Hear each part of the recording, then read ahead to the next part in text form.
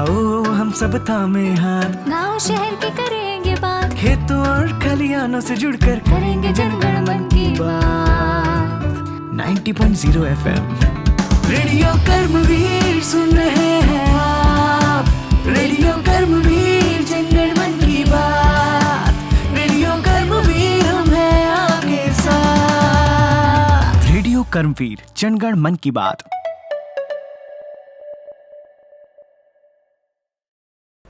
नमस्कार दोस्तों, आपका स्वागत है हमारे रेडियो स्टेशन रेडियो कर्मवीर के विशेष कार्यक्रम हमारे कर्मवीर में। मैं हूं खुशी सिंह। हमारे साथ मौजूद है डॉक्टर किंशुक पाठक जी, जो कि अभी सेंट्रल यूनिवर्सिटी ऑफ पंजाब में एसोसिएट प्रोफेसर हैं मास कम्युनिकेशन डिपार्टमेंट में। डॉक्टर किंशुक पाठक जी, आपका हमारे कार्यक्रम में बेहद स्वागत है। बहुत धन्यवाद।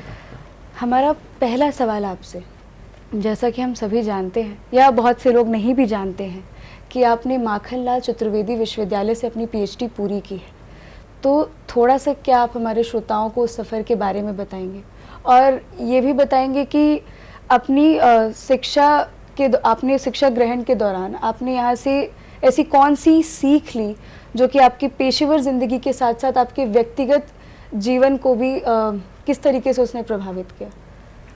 देखिए, सन 2006 में मेरा यहाँ पीएचडी की उपाधि के लिए नामांकन हुआ था और वहाँ से लेकर 2011 में मुझे पीएचडी अवार्ड की गई यहाँ माखनलाल चतुर्वेदी राष्ट्रीय पत्रकारिता विश्वविद्यालय की ओर से। और एक लंबा समय इस विश्वविद्यालय में मैंने बिताया और जो आपने कहा कि आखिर क्या वो चीज़ें हैं जो प्रेरणादायी यहाँ से सीखने को मिली, तो सबसे बड़ी बात ये रही पंक्चुअलिटी की। और जब हमें 6 मंथली रिपोर्ट सबमिट करना होता था तो हमें 2 महीने पहले ही रात भर जग करके रिपोर्ट तैयार करना और क्या उसमें गलतियां रह गई हैं अपने शिक्षकों से मिल करके, उनसे बात करके, अपने गाइड से बात करके वो सारी चीज़ों को समय पर प्रस्तुत करना और उसके साथ साथ विभाग में भी अगर कुछ कार्यक्रम है, कुछ है तो उसमें भी सम्मिलित होना। तो पंक्चुअलिटी एक बड़ी चीज़ आई कि समय पे अपना 6 माही जो रिपोर्ट 6 मंथली रिपोर्ट हुआ करती थी उसको हम सबमिट करते थे और भी कई सारी चीज़ें रहीं, कैंपस लाइफ भी रहा और वो सब सारी चीज़ें, समय से काम करना, समय से आना, अटेंडेंस एक बड़ी वो थी, अटेंडेंस को भी ध्यान में रखना। तो इन सारी चीज़ों पर हमने ध्यान दिया। आगे बढ़ते हुए हम ये जानना चाहेंगे कि जनसंचार व पत्रकारिता के क्षेत्र में ही आपने पढ़ाई क्यों की? देखिए, मैं तो बचपन से सिविल सर्विसेज की तैयारी की ओर ज़्यादा मन वो था, लेकिन फिर उसके बाद मैंने बीजेएमसी किया, फिर एमजेएमसी किया। फिर मुझे लगा कि नहीं, एक क्षेत्र है जिसमें कि आप अच्छा कार्य कर सकते हैं। जी सर। और अगर मैं शिक्षक नहीं होता इस विषय में तो हो सकता है मैं पत्रकार होता और एक अच्छा कुशल पत्रकार बन करके समाज में जो भी कुरीतियां हैं, समाज में जो भी ऐसी चीज़ें चल रही हैं जिनके बारे में आम जन को हम उसके बारे में, उसके डिमेरिट्स के बारे में हम उनको बताएं। और वो एक कहते हैं ना कि मीडिया है प्रजातंत्र का प्रहरी, जनमत का निर्माता, बंधुत्व का सच्चा संवाहक, उत्पीड़ित मानवता का त्राता। तो ये जो सफरिंग ऑफ कॉमन पीपल, ये सफरिंग ऑफ कॉमन पीपल से अगर हम उनको उबार सकते हैं तो वो एक सबसे बड़ी बात होती है। तो एक पत्रकार जो है, जिसको जनरली कहा जाता है कि चौथा स्तंभ है मीडिया हमारा, और मीडिया के माध्यम से जिस तरीके से हम नए परिवर्तन ले आ सकते हैं, समाज में परिवर्तन ले आ सकते हैं, तो वो एक कलमकार का एक अपना प्रभाव होता है। जो बात हम कहते हैं, लिखते हैं, उसके माध्यम से लोगों के बीच जन जागरूकता फैलती है, लोग समझते हैं, लोग अपने अधिकारों को समझते हैं और अधिकारों को समझने के बाद परिवर्तन की एक बयार सी बहती है और वो एक बड़ी बात होती है। अभी आपने मीडिया की बात की, अपने पत्रकार होने की अभिलाषा को भी जाहिर किया, ये भी कहा कि चौथा स्तंभ है, जो जैसा कि हम सभी जानते हैं। तो भारत में वर्तमान परिप्रेक्ष्य में आपको क्या लगता है, मीडिया क्या अपने कर्तव्यों का सही ढंग से पालन कर रही है? देखिए, ये प्रश्न तो अपने आप में बहुत बड़ा प्रश्न है। इस पर बात की जाए तो कई घंटों लग सकते हैं, लेकिन जहाँ तक मुझे लगता है कि मीडिया का जो मूल ध्येय है, to inform, to educate and to entertain the people, है ना। तो जो सूचना देने वाला पक्ष है वो बड़ा महत्वपूर्ण है, और चाहे प्रिंट मीडिया हो, इलेक्ट्रॉनिक मीडिया हो, न्यू मीडिया हो, उसके माध्यम से जिस तरीके से समाज को हम एक नई दिशा की ओर ले जा रहे हैं, और मीडिया का जो दायित्व है, जो मीडिया कर्मियों द्वारा दायित्व का निर्वहन किया जा रहा है, वो अपने आप में सही है, और उसके माध्यम से लोगों के जीवन में बदलाव भी आ रहे हैं। अगर कहीं कोई व्यक्ति संतरास से ग्रसित है, कहीं किसी को उसके जीवन में जो वो चाहता है वो नहीं कर पाता, तो वो सारी चीज़ें भी मीडिया के द्वारा रिजॉल्व हो रही हैं। ये अपने आप में एक बड़ी बात है, और मीडिया का दायित्व जो है, मीडिया अपने दायित्व का निर्वहन बखूबी कर रहा है। कई ऐसे बड़े मुद्दे समाज में जो कि उभर नहीं पाते थे, उसको मीडिया ने आवाज़ दी, और उसके माध्यम से लोगों को न्याय भी मिला। तो ये अपने आप में एक बहुत बड़ी बात है। और जहाँ तक कहा जाए, देखिए कुछ चीज़ें तो होती हैं, बायस्ड एंड अनबायस्ड का जो एक मुलम्मा है वो तो रहता है, लेकिन फिर भी अधिकतर चीज़ें, मेरा ऐसा मानना है कि ये 80 और 20 का रेशियो है। 80% अभी भी जो है वो आम जन की खबरें और आम जन की पीड़ा को रेखांकित कर रहे हैं समाचार पत्र, इसीलिए इतना व्यापक परिवर्तन देखने को मिल रहा है समाज में। अभी इस सोशल मीडिया या डिजिटल युग में जो एक सबसे बड़ी समस्या उभर के देश के सामने आई है, वो है मिस इन्फॉर्मेशन और फेक न्यूज़ का। देश की दुविधा होने के साथ साथ ये मीडिया प्रोफेशनल के सामने सबसे बड़ी चुनौती है। तो आपके सुझाव में इससे इसका निपटारा कैसे किया जाए? देखिए, फेक न्यूज़ का जहाँ तक कॉन्सेप्ट है, फेक न्यूज़ चाहे वो प्रिंट मीडिया हो, इलेक्ट्रॉनिक मीडिया हो या न्यू मीडिया हो, हर जगह इसका प्रभाव देखने को मिल रहा है। खास करके कोरोना काल में जो स्थिति उत्पन्न हुई थी, उस समय तो फेक न्यूज़ की एक तरीके से बाढ़ सी आ गई थी, और people were not able to analyse that which information they have to accept and which information they have to regret. तो ऐसे समय में एक बहुत सारी एक मन में कई सारे द्वंद्व उठ जाते हैं हमारे कि व्हाट शुड वी डू। सूचना मिल रही है लेकिन वो भ्रामक सूचना है, तो अब ऐसी स्थिति में फैक्ट चेक करना, ये सबसे बड़ी बात होती है कि क्या वो घटना घटी है या नहीं घटी है। तो जब हम क्लास में विद्यार्थियों को पढ़ाते हैं, जब हम उनसे बात करते हैं, तो हम इस बात का जरूर ध्यान रखते हैं, उनको एक फेमस डिक्टम जो बोलते हैं, check, recheck and cross check the facts. घटना घटी है, कब घटी है, उसके क्या कारण है, ये जानने का पूर्ण प्रयास करना चाहिए। एक उदाहरण मैं दूं, मैंने ही एक देखा कि नॉर्थ कोरिया से एक खबर आई, और बहुत बड़ी खबर आई, बाद में वो खबर जो है निकली कि वो फेक न्यूज़ थी।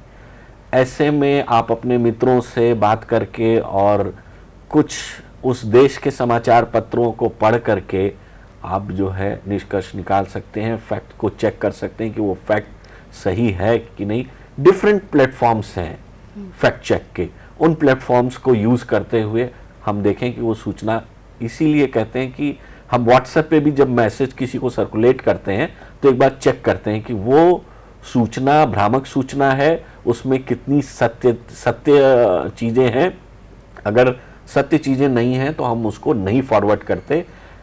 ऐसे मैंने कई देखा कि भाई कविता किसी और की है और नाम किसी और का है, अब मैंने उसको किसी दूसरे को भेज दिया, उसने कहा कि नहीं भाई साहब ये कविता तो इन्होंने लिखी है, रामधारी सिंह दिनकर या किसी और ने लिखी, आप जो है किसी और का नाम। तो फैक्ट चेकिंग का एक जिसको कहते हैं एक नीरछीर विवेक जिसे कहा जाता है, वो नीरछीर विवेक व्यक्ति के अंदर होना चाहिए, तभी वो जो है इन सारे चीज़ों से दो चार हो सकता है, उसको समझ सकता है, जान सकता है। आप खुद एक प्रोफेसर हैं, इस क्षेत्र में आने वाली नई पीढ़ी को और जो भी है वर्तमान में आप उन्हें पढ़ा रहे हैं, तो उनके लिए आपका क्या संदेश है और आप उनको ऐसे कौन से सुझाव देना चाहेंगे जिसके माध्यम से वो मीडिया एथिक्स और जर्नलिज्म स्टैंडर्ड को बनाए रखें? देखिए, सबसे बड़ी बात यह है कि आज के समय में लोगों में पढ़ने की क्षमता कम होती जा रही है। लोग किताब नहीं पढ़ रहे हैं, लोग न्यूज़पेपर नहीं पढ़ रहे हैं।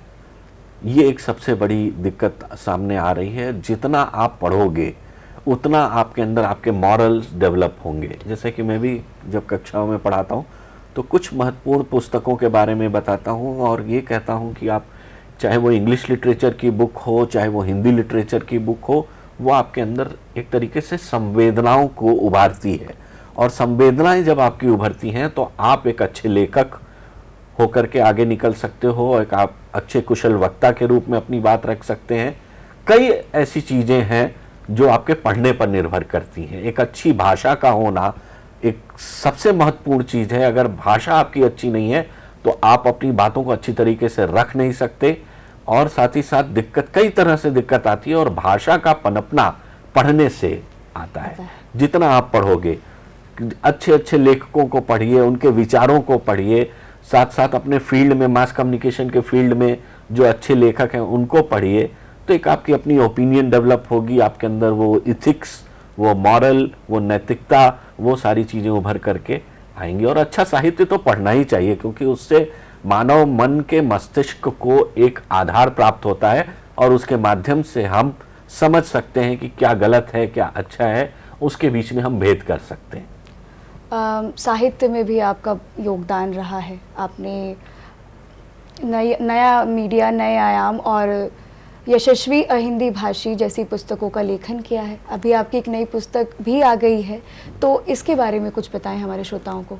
देखिए, यशस्वी अहिंदी भाषी पुस्तक जो है वो मूलतः हिंदी तरभाषी संपादकों के योगदान को लेकर के लिखी गई, और कई सारे ऐसे संपादक रहे जैसे बाबूराव विष्णु पराड़कर जी, लक्ष्मण नारायण गर्दे जी, गणेश, ये आपके प्रभाकर माचवे जी, राहुल बारपुते जी, कई ऐसे यशस्वी अहिंदी भाषी संपादक रहे जिन्होंने अपना सर्वस्व न्यौछावर कर दिया, और हिंदी पत्रकारिता की श्रीवृद्धि के लिए उन्होंने एक तरीके से कहिए कि हिंदी पत्रकारिता को सशक्त बनाने में बहुत बड़ा योगदान दिया। जैसे बाबूराव विष्णु पराड़कर जी के बारे में बोलूँ, लगभग 150 शब्द उन्होंने हिंदी की शब्द संपदा को दिए।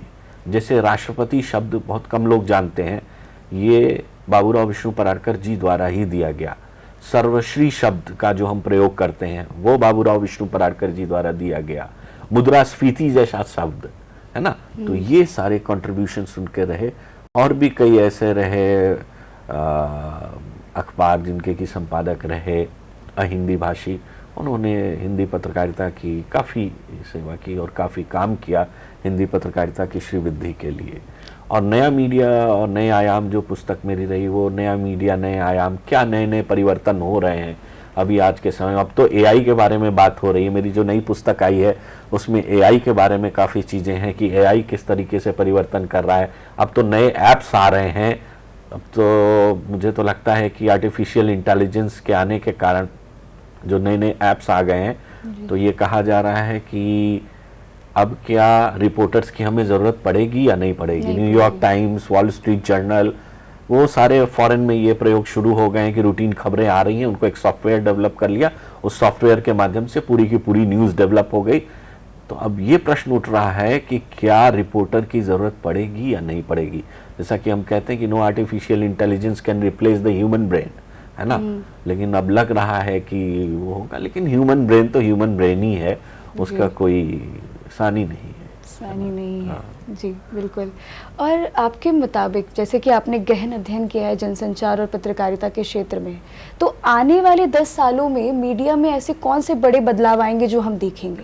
देखिए, जो जहाँ तक बदलाव का सवाल है, आर्टिफिशियल इंटेलिजेंस अभी करंट में देखा जाए, अभी तुरंत देखा जाए तो आर्टिफिशियल इंटेलिजेंस एक बड़ा मुद्दा है हमारे मीडिया इंडस्ट्री के लिए। और कई ऐसे बड़े लोगों ने प्रिंट मीडिया को लेकर के भी, कई लोगों का ये कहना है कि एक्सटेंशन ऑफ प्रिंट मीडिया, क्या प्रिंट मीडिया सरवाइव कर पाएगा। लेकिन मेरा जो मानना है कि प्रिंट मीडिया सरवाइव कल भी करता, पर पहले भी करता था और अब भी करेगा, क्योंकि वो एक तरह की लग्जरी जो आपको प्रोवाइड करता है। आप आराम से बैठ करके कहीं भी पढ़ सकते हो अखबार, आप कहीं भी कुछ काम करना चाहो, काम करते हुए पढ़ सकते हो। हालांकि अब आईपैड जर्नलिज्म का भी दौर आ गया है, युवाओं में तो खासकर आईपैड जर्नलिज्म का क्रेज हो गया, सीधे स्वाइप करो और चीज़ें पढ़ो, है ना। लेकिन फिर भी उस दौर में हमारे यहाँ, देखिए ये बात मैं नहीं कर रहा हूँ, ये world association of newspaper organisation है।